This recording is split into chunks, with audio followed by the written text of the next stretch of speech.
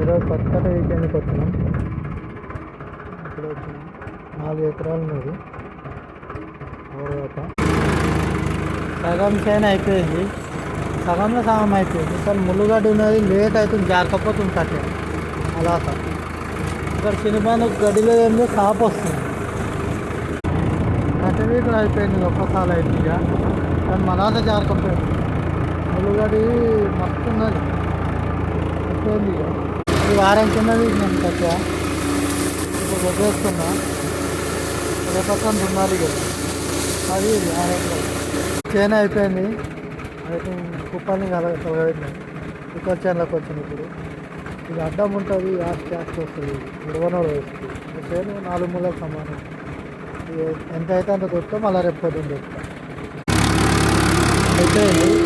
కుప్పలు కూడా అన్నీ కాలేదు, లాస్ట్ రావచ్చు. అయిపోయింది.